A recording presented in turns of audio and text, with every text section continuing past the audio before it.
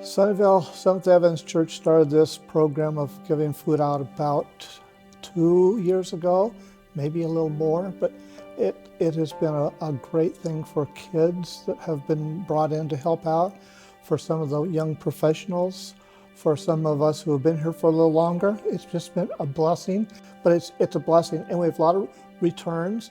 In fact, there's one guy who comes every time. He's always the first one at the head of the line. We see him.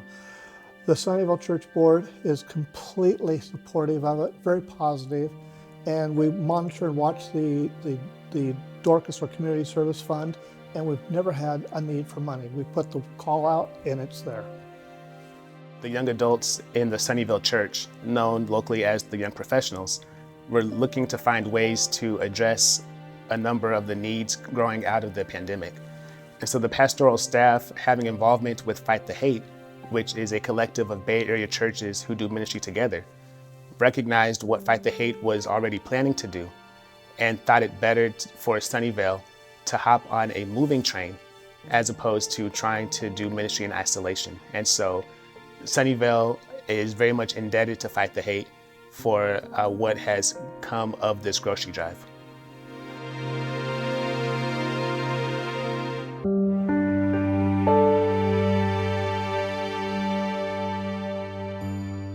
We have a mission field here before us, and we really believe that in order to live out the principles of God's kingdom on earth, we need to be coupling our religious speak with action. And so before pandemic, we were doing all kinds of things to engage the community here locally. Things like self-defense course, but a lot of those opportunities went away, and in place of those, we've got the grocery drive-thru now, where we see 150 to 300 cars come through our parking lot every other week, and we're able to engage with people who could really use a hand and really use encouragement. I would try to imagine myself being them, and without food, or with very little food, and what if I had my pets and I would be using my money to feed my family to feed my pets too. And I didn't want anybody to have to choose between their pets and themselves. And so I started the pet food aspect of the grocery drive-thru. I teach 7th and 8th grade students, and once we were well into running this grocery drive-thru and we were back to in-person school, then I realized that I could enlist the help of my students. And so every other Tuesday morning, my students walk into my classroom and they see the aprons and the gloves out. They wash their hands, put aprons and gloves on. I've already sanitized the desks, and we put labels on little Ziploc bags and fill up the bags with dog and cat food so that it can be given away at the grocery drive-thru.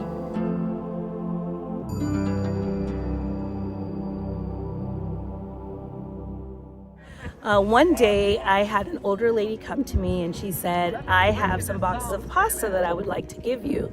She brought us 42 boxes of pasta, and she shared with us that her family was gluten intolerant, but they were holding on to those 42 boxes of pasta because they didn't know where their next meal was coming from. And her direct quote was, "Now that you all are doing this consistently and I know I can get other food, I can give you the pasta."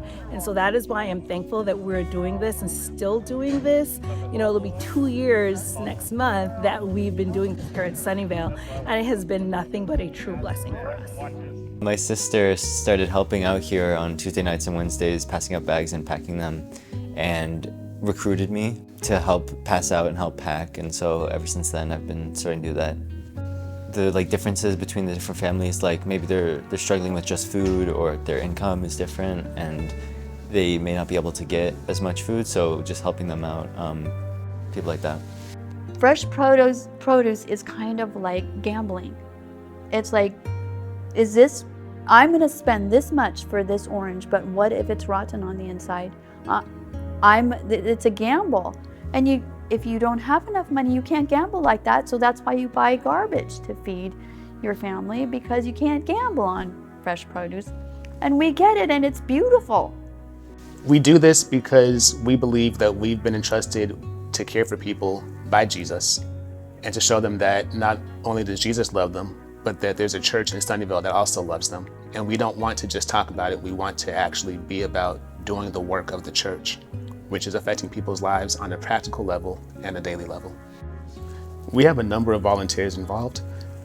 On Tuesday nights when we pack, it can be anywhere from 8 or 9 people to 14 or 15 people.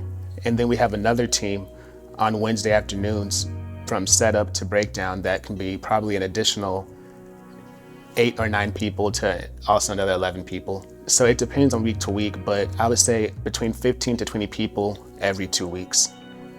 I wanted friendship, and I needed friendship. So I started helping out the refuge because it's a small group. And I got to the point to where I could count on them. And I felt like I'm at home. And I am doing something for the church and doing something with my friends.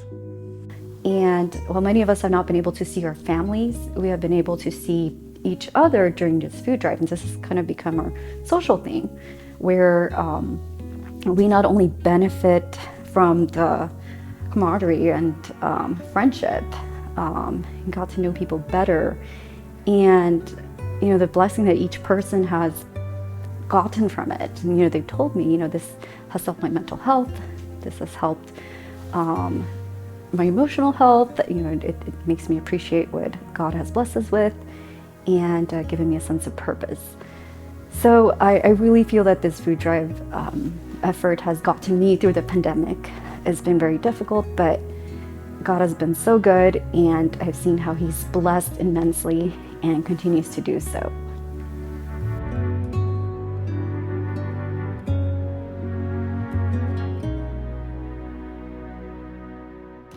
We had gotten a birthday cake in, and it was none of our birthdays. We didn't know what to do with it, and we just thought, God has a plan. This is gonna brighten somebody's day. So the whole grocery drive-thru, we were asking, by the way, is it your birthday? And we got to the end, all the food had been given away, and it was like the last maybe 20 minutes, we just had a few bags left. And we asked somebody in a little gold car, by the way, is it your birthday? And she said, yeah, my birthday's today and I haven't been able to celebrate it. And the yell went up through all the volunteers, it's her birthday, it's her birthday. We ran back in, brought the cake out, she had a little tear. And that was one of the things that made this ministry real to me and made me want to keep coming back, is to see that, okay, something as small as a 2-day-old cake could make somebody feel like they were loved, not forgotten, and looked after.